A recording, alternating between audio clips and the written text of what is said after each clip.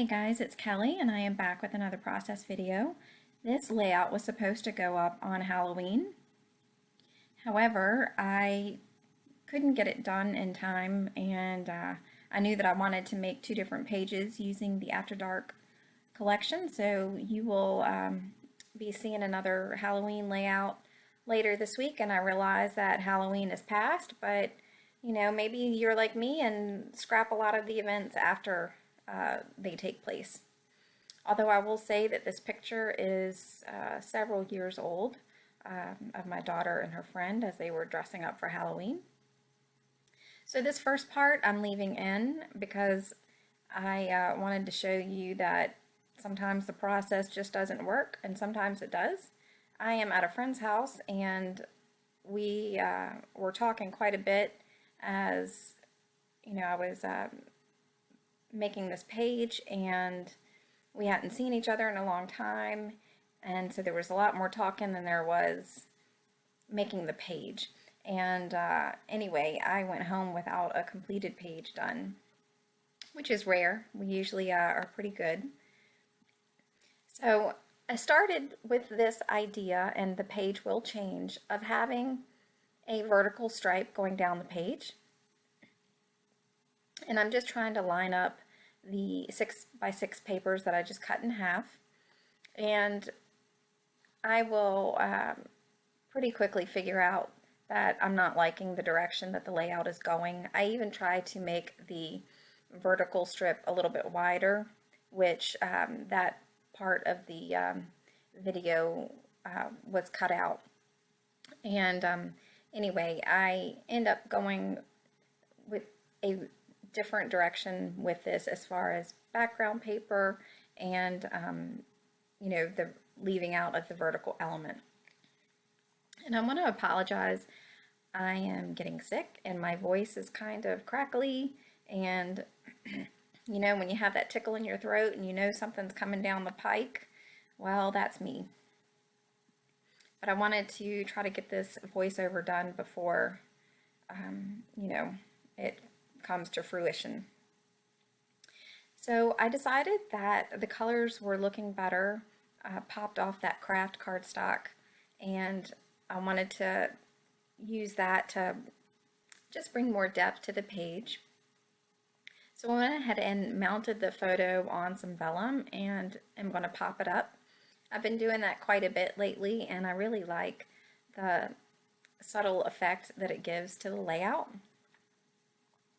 And because these are 6x6 papers that I'm using that are not double-sided, you can see the white edge.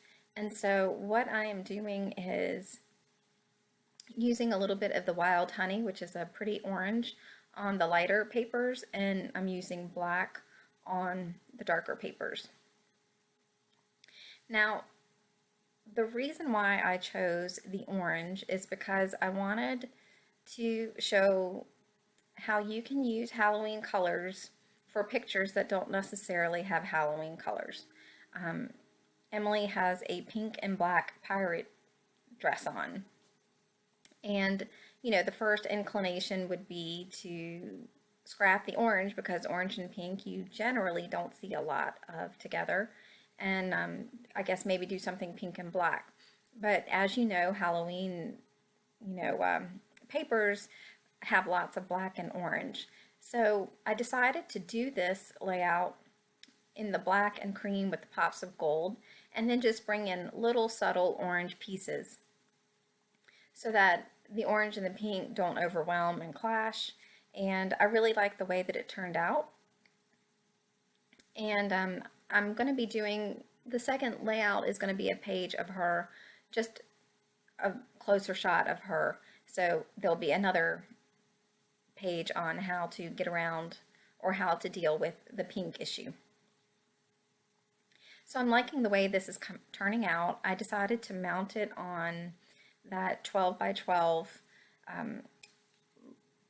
creamy color with the black stars. I did not get many of the full-size sheets of this collection. I only got 2, but I did get the 6x6 paper pad and the puffy stickers and the well, the one 12 by 12 sheet that had tags on it, and I felt like I could make that stretch for several of my Halloween layouts. I'm not generally a theme scrapper, but when I saw this Crate Paper After Dark collection, I really did fall in love with it. I liked so many of the papers, and I just thought that it was really neat, and I wanted to give it a try and see what I could come up with. So as you can see, I'm just layering some of the papers behind it. I wanted to give that tag a little bit of a shelf, and that black and white horizontal paper is perfect for that because it also brings out her friend's costume and her little doggie's costume, you know, the black and white prison stripes. We thought that was so cute.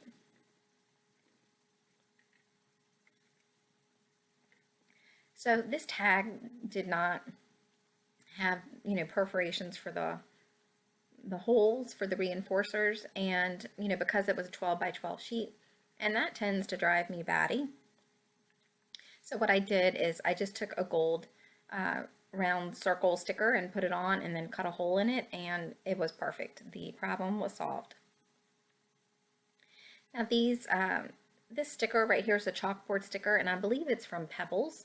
I will have all of my supplies listed on my blog. I have it written down in a notebook, and I don't know what I've done with the notebook at the time. So by the time I have it up on my blog, though, I will have found it and all the supplies will be listed. So I decided that I cannot waste this paper. I really like it. The background is okay, but I really liked it for this side of the page.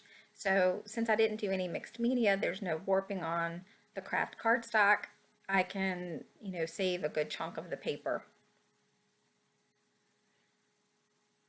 So at this point, I just want to get things stuck down. I know that I'm liking the way it's coming together, and I want to, you know, try to hurry up and get it done because right now this is, I think, like the 1st of November when I'm working on this, and so I was really hoping to be able to get it up before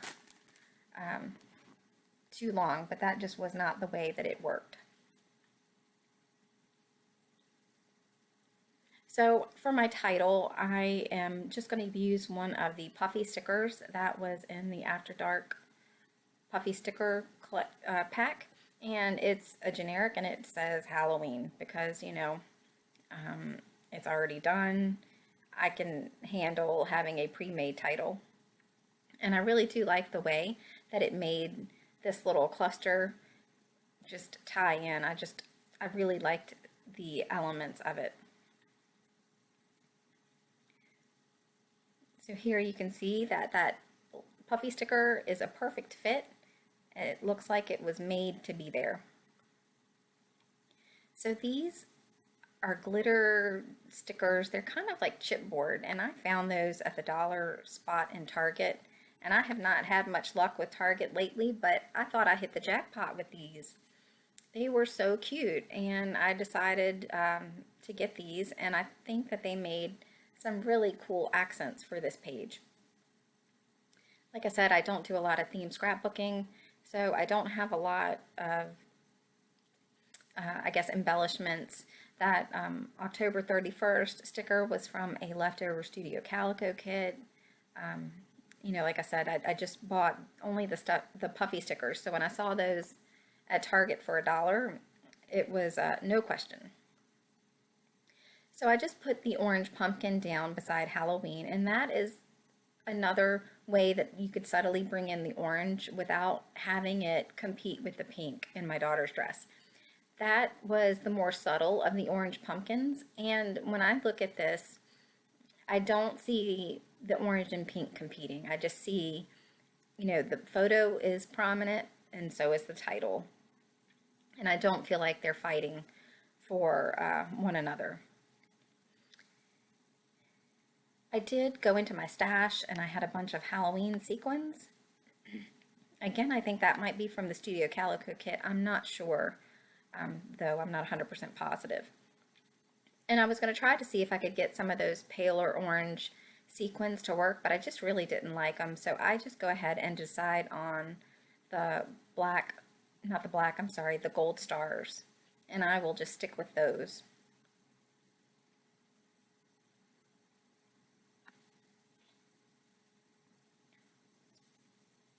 And I'm not quite sure what I'm doing at this point. Oh, I know. I really wanted to have a third bat on the page. I do think things look nice when there's a grouping of three, or if there's three elements on the page that repeat.